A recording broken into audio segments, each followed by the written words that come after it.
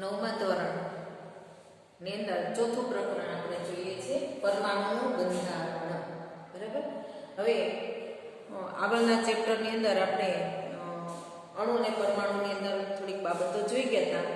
એમાં ડાલ્ટનની અભિધારણા એવી હતી કે પરમાણુ અવિભાજ્ય છે, એટલે કે એનું વિભાજન શક્ય નથી.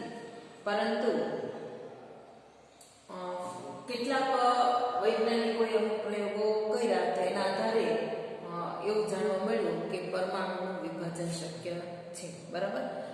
કોઈ પણ દ્રવ્ય છે એ અણુ અને પરમાણુનો બનેલો છે, એટલે કે દ્રવ્યનો નાનો ઘટક કયો છે? અણુ અથવા તો પરમાણુ. બરાબર. વૈજ્ઞાનિકો સામે એક પડકાર હતો કે પરમાણુનું બંધારણ કેવું છે, પરમાણુનું બંધારણ રજૂ કરવા માટે. તો કેટલાક વૈજ્ઞાનિકોએ એના માટે પ્રયોગો કર્યા. તો એમાં ગોલ્ડસ્ટીન અને જે થોમ્સન આ વૈજ્ઞાનિકે એક વાયુ વીજભાર નળીનો પ્રયોગ કર્યો. આ વાયુ વીજભાર નળીની અંદર આ ધારો કે આ એક નળી છે. બરાબર. આ નળીની અંદર આ બે પ્લેટો છે, એ અને બી ધાતુની પ્લેટ છે. અને આ એ પ્લેટને અહીંયા ઊંચા વોલ્ટેજની બેટરીના ધન છેડા સાથે અને બી પ્લેટને આ બેટરીના ઋણ છેડા સાથે જોડવામાં આવેલી અને ઊંચા વોલ્ટેજની આ બેટરી છે. બરાબર. અને આ નળીની અંદર શૂન્યાવકાશ કરવા માટે હવા શોષક પંપની મદદથી હવાને ખેંચીને બહાર કાઢી નાખવામાં આવી, એટલે અંદર શૂન્યાવકાશ થઈ ગયો. તો આ વાયુ વીજભાર નળીનો પ્રયોગ ગોલ્ડસ્ટીન અને જે થોમ્સને કર્યો. બરાબર.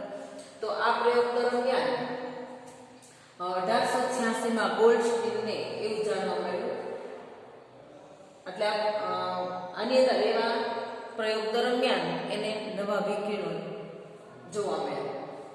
ગોલ્ડસ્ટીનને જે વિકિરણો મળ્યા એ વિકિરણોનું નામ એને કેનાલ કિરણો એવું આપ્યું.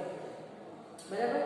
આ અવપરમાણ્વીય કણ જે છે, બરાબર, કેનાલ કિરણો એ અવપરમાણ્વીય કણ એને કહ્યું. અને આ અવપરમાણ્વીય કણ છે વીજભાર કેવો ધરાવતો હતો? તો ધન વીજભાર ધરાવતો હતો.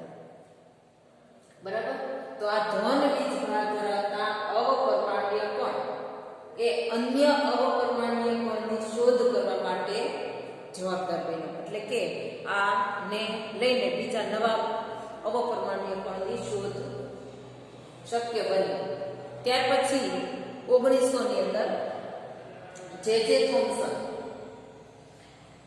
એને પણ આ જ પ્રયોગના આધારે એને શું એવું કહ્યું કે પરમાણુ છે એ સામાન્ય અને અવિભાજ્ય નથી. એટલે ટૂંકમાં કે એનું વિભાજન શક્ય છે. એમાંની અંદર ઓછામાં ઓછું એક કણ તો છે જ.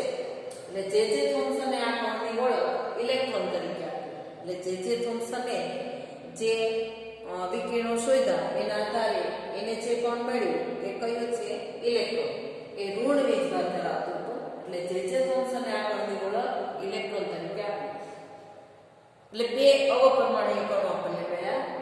ગોલ્ડસ્ટીને જે અવપરમાણ્વીય કણ શોધ્યું એ ધન વીજભાર ધરાવતું હતું, અને જે થોમ્સને જે અવપરમાણ્વીય કણ શોધ્યું એ ઋણ વીજભાર ધરાવતું હતું. બરાબર. તો ધન વીજભાર ધરાવતો જે ઘટક છે એને પ્રોટોન અને ઋણ વીજભાર ધરાવતો જે ઘટક છે એને ઇલેક્ટ્રોન તરીકે ઓળખાતું. બંનેના વીજભાર કેવા હતા? વિરુદ્ધ.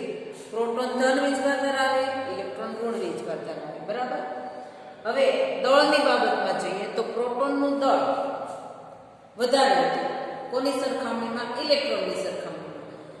કેટલું? તો પ્રોટોનનું દળ ઇલેક્ટ્રોનના દળ કરતા 2000 ગણું વધારે હતું. એટલે પ્રોટોન વજનમાં ભારે હતા, ઇલેક્ટ્રોન એની સરખામણીમાં ખૂબ જ નહીવત દળ ધરાવતા. બરાબર. પ્રોટોન માટે P+ અને ઇલેક્ટ્રોન માટે